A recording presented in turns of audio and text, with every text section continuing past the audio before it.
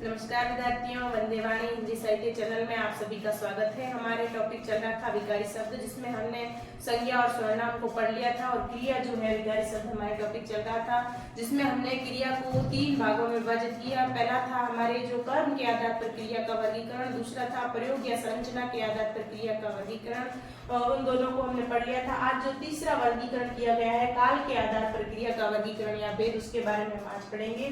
तो सबसे पहले हम जान लेते हैं कि काल के आधार पर क्रिया का वर्गीकरण है या क्रिया का भेद, क्रिया के भेद कैसे किए गए हैं। तो जिस काल में कोई क्रिया होती है उस काल के नाम के आधार पर ही क्रिया का भी नाम रख लेते हैं। एक बार पुनः हम पढ़ेंगे कि जिस काल में कोई क्रिया होती है, मतलब जो काल चल रहा है, कौन सा काल जो बीत गया, भूतकाल है कि वर्तमान काल है या भविष्य काल में, कौन से काल में क्रिया चल रही है, उस काल के नाम के आधार पर ही हम क्रिया का भी नाम रख देते हैं। तो अतः काल के अनुसार क्रिया 3 प्रकार की होती है। कितने प्रकार की होती है विद्यार्थियों? 3 प्रकार की।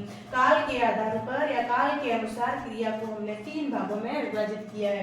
पहला है भूतकालिक क्रिया, दूसरी है वर्तमानकालिक क्रिया और तीसरी है भविष्यकालिक क्रिया। भूतकालिक क्रिया में क्या होता है विद्यार्थियों? क्रिया का वह रूप जिसके द्वारा बीते समय में, क्रिया का वह रूप जिसके द्वारा बीते समय में, यानी जो समय बीत गया है, यानी कि भूतकाल में कार्य के संपन्न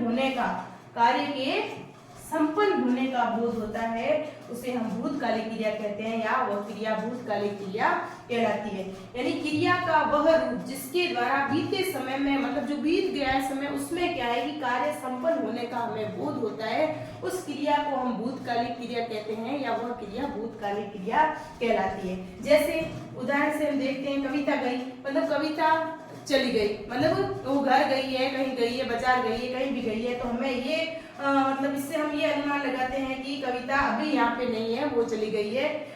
तो दूसरा जो है उदाहरण उसमें हम देखते हैं कि सलीम पुस्तक पढ़ रहा था। अब जो सलीम नाम का जो व्यक्ति था, लड़का था, जो भी था, वो पुस्तक पढ़ रहा था, मतलब भूतकाल में वो पढ़ रहा था। हमें ये पता है कि वो क्रिया मतलब भूतकाल में हुई है।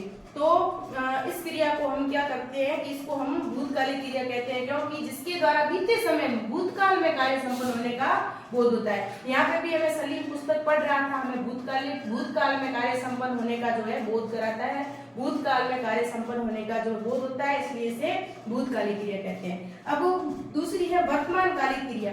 तो विद्यार्थियों, क्रिया का वह रूप जिसके द्वारा वर्तमान समय में कार्य के संपन्न होने का बोध होता है।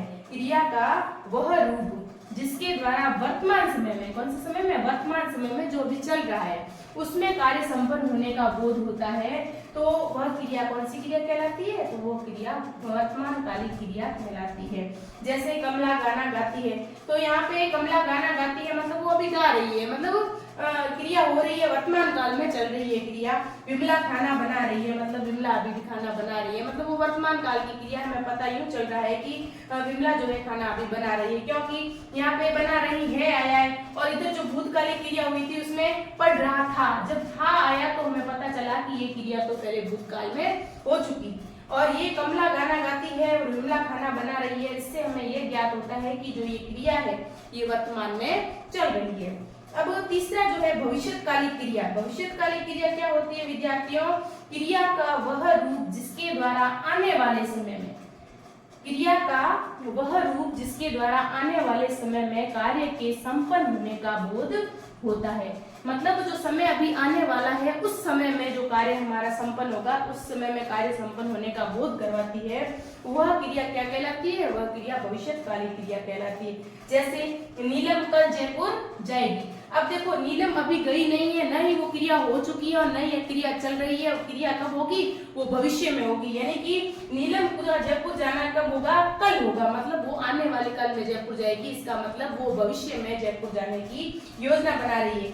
अशोक पत्र लिखेगा। अशोक ने अभी पत्र नहीं लिखा है। अगर हम यूं लिखते अशोक ने पत्र लिखा था तो वो तो भूतकालिक में हो जाती, या हम यूं कहते कि अशोक पत्र लिख रहा है तो वो वर्तमानकालिक क्रिया हो जाती। लेकिन यहाँ पे लिखा हुआ है अशोक पत्र लिखेगा, मतलब वो भविष्य में पत्र लिखेगा, अभी उसने लिखा नहीं है। तो विद्यार्थियों, क्रिया का वह रूप जिसके द्वारा आने वाले समय में कार्य के संपन्न होने का बोध होता है वो भविष्यकालीन क्रिया कहलाती है। तो क्रिया के हमने तीनों रूपों को जान लिया। पहली थी भूतकालिक क्रिया, दूसरी थी वर्तमानकालिक क्रिया और तीसरी थी भविष्यकालिक क्रिया। विद्यार्थियों, ये जो क्रिया का वर्गीकरण किया गया है ये काल के आधार पर किया गया है। इससे पहले हमने क्रिया के जो है कर्म के आधार पर भी वर्गीकरण किया, जिसमें हमने इनके दो वर्गीकरण बताए, दो भेद बताए, अकर्मक और सकर्मक। उसके बाद में हमने प्रयोग और संरचना के आधार पर क्रिया के भेद पढ़े, जिसमें हमने 8 प्रकार के उनमें जो है भेद किए या वर्गीकरण किए थे। और तीसरा हमने बताया था कि काल के आधार पर क्रिया के भेद, तो इसमें ये 3 रूप हमने बताए, भूतकालिक क्रिया, वर्तमानकालिक क्रिया और भविष्यकालिक क्रिया। अब विद्यार्थियों, आज के लिए इतना ही। कल के टॉपिक में हम विकारी शब्द जो विशेषण हमारे रह गया, चौथा जो बिंदु है विशेषण, उसके बारे में चर्चा करेंगे। आज के लिए इतना ही। धन्यवाद।